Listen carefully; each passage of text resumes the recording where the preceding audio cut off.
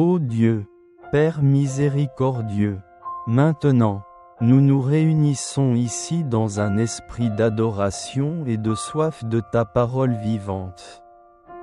S'il vous plaît, ouvrez nos cœurs, afin que nous puissions écouter avec un cœur simple et un désir de vérité. Seigneur Jésus, tu es la parole de Dieu le Père, la lumière qui nous éclaire le chemin dans les ténèbres de la vie. S'il vous plaît, aidez-nous à accepter l'Évangile non seulement comme des paroles lues, mais comme une source de vie qui transforme nos cœurs. Aide-nous à écouter et à pratiquer, afin que nos vies reflètent l'amour et la sainteté de Dieu. Saint-Esprit, s'il te plaît, viens, s'il te plaît, éclaire nos esprits, afin que nous puissions comprendre ta sainte volonté. S'il vous plaît, cultivez dans nos cœurs une foi forte et un amour passionné, afin que chaque parole que Dieu prononce aujourd'hui devienne la puissance qui nous nourrit et nous guide chaque jour.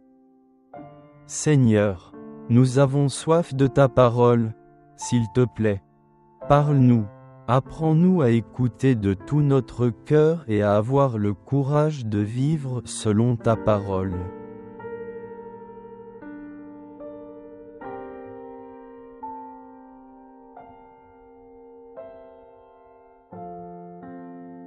Lecture du livre du Deutéronome.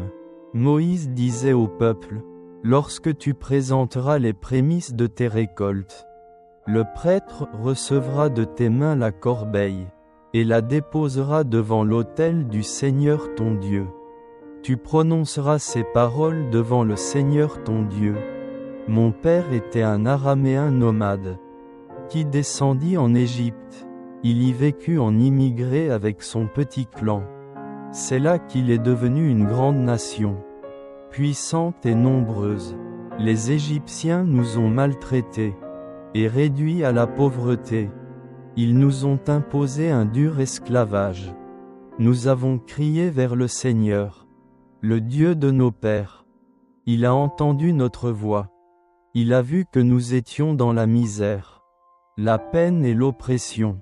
Le Seigneur nous a fait sortir d'Égypte, à main forte et à bras étendus, par des actions terrifiantes, des signes et des prodiges. Il nous a conduits dans ce lieu et nous a donné ce pays, un pays ruisselant de lait et de miel. Et maintenant voici que j'apporte les prémices, des fruits du sol que tu m'as donnés. Seigneur, parole du Seigneur.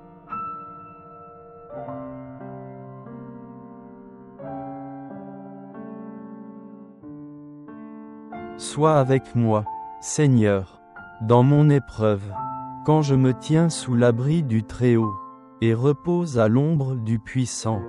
Je dis au Seigneur, mon refuge, mon rempart, mon Dieu, dont je suis sûr, le malheur ne pourra te toucher, ni le danger, approcher de ta demeure.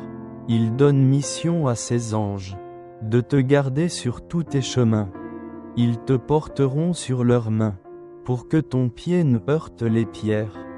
Tu marcheras sur la vipère et le scorpion. Tu écraseras le lion et le dragon, puisqu'il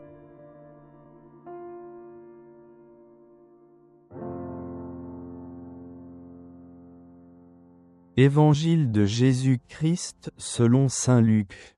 En ce temps-là, après son baptême, Jésus, rempli d'Esprit Saint, quitta les bords du Jourdain. Dans l'Esprit, il fut conduit à travers le désert, où, pendant 40 jours, il fut tenté par le diable. Il ne mangea rien durant ces jours-là. Et, quand ce temps fut écoulé, il eut faim. Le diable lui dit alors, « Si tu es fils de Dieu, ordonne à cette pierre de devenir du pain. » Jésus répondit, « Il est écrit, l'homme ne vit pas seulement de pain. » Alors le diable l'emmena plus haut, et lui montra en un instant tous les royaumes de la terre. Il lui dit, « Je te donnerai tout ce pouvoir, et la gloire de ces royaumes. Car cela m'a été remis et je le donne à qui je veux. Toi donc, si tu te prosternes devant moi, tu auras tout cela. Jésus lui répondit, il est écrit, c'est devant le Seigneur ton Dieu que tu te prosterneras. À lui seul tu rendras un culte. Puis le diable le conduisit à Jérusalem. Il le plaça au sommet du temple, et lui dit, si tu es fils de Dieu, d'ici jette-toi en bas. Car il est écrit, il donnera pour toi, à ses anges, l'ordre de te garder, et encore, ils te porteront sur leurs mains, de peur que ton pied ne heurte une pierre. Jésus lui fit cette réponse. Il est dit, tu ne mettras pas à l'épreuve le Seigneur ton Dieu. Ayant ainsi épuisé toutes les formes de tentation, le diable s'éloigna de Jésus jusqu'au moment fixé. Acclamons la parole de Dieu.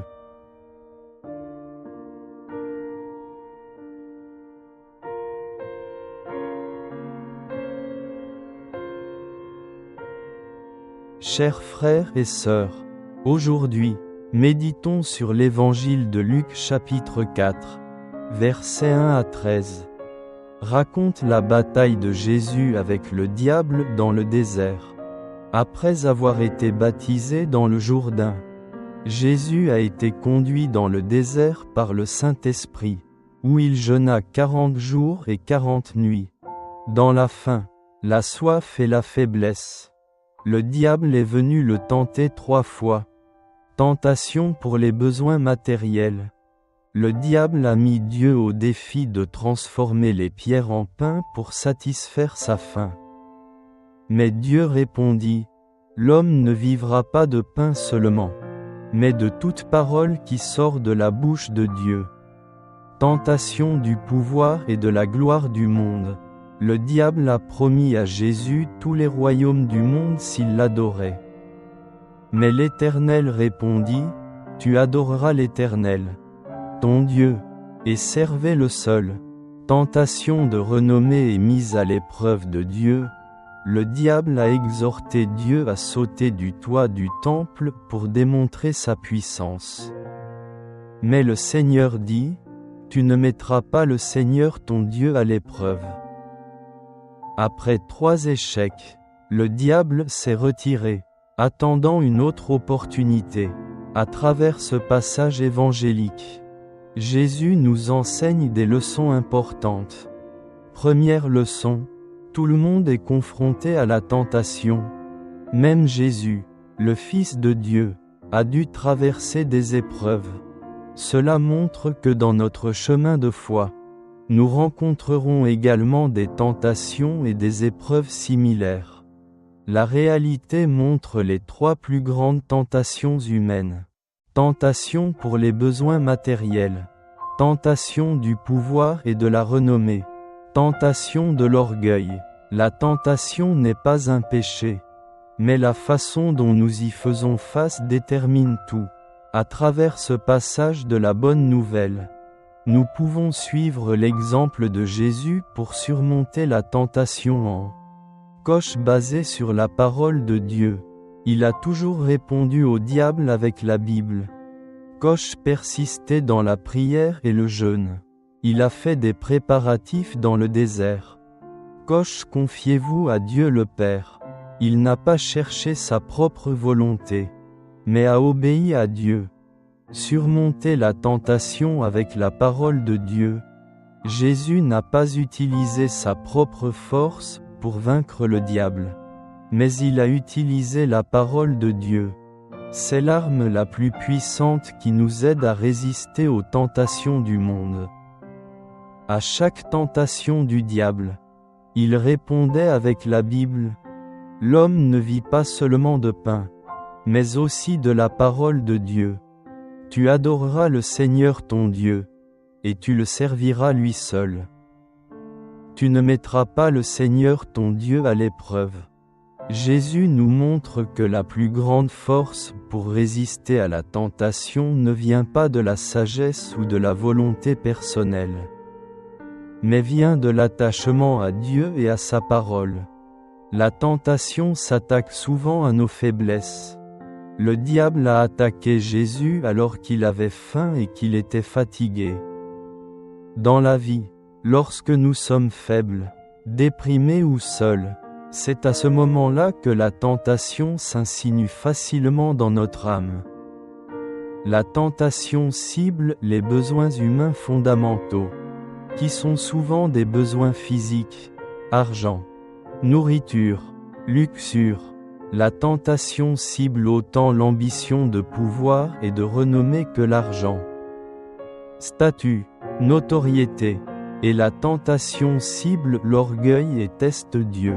La question posée ici est, face aux tentations, faisons-nous facilement des compromis pour un gain immédiat? Laissez-vous les besoins matériels submerger votre vie spirituelle?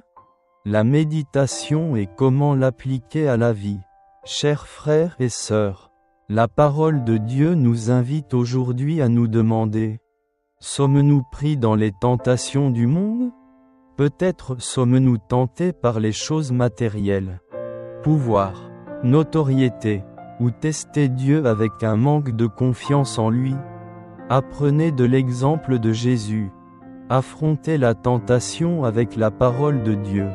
Soyez diligents dans la lecture et la méditation de la Bible, parce que c'est l'arme qui nous protège de tous les pièges du diable. Renforcez votre vie de prière et l'union avec Dieu. Laissez-le nous donner la force de surmonter les difficultés de la vie. Que Dieu nous donne une foi forte, de toujours le suivre fidèlement. Surmontez toutes les tentations et devenez des enfants fidèles de Dieu. Amen.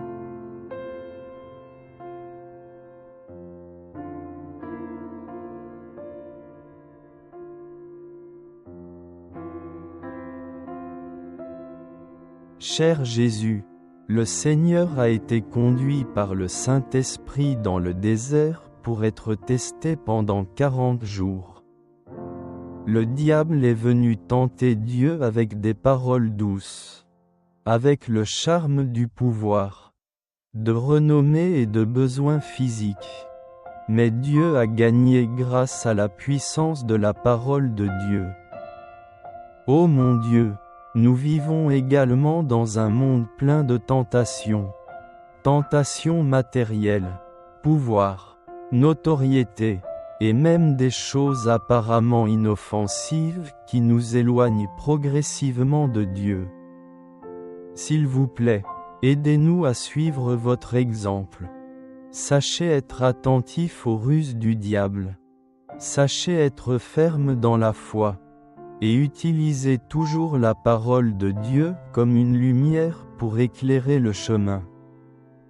Ô mon Dieu, le diable a défié Dieu de transformer les pierres en pain.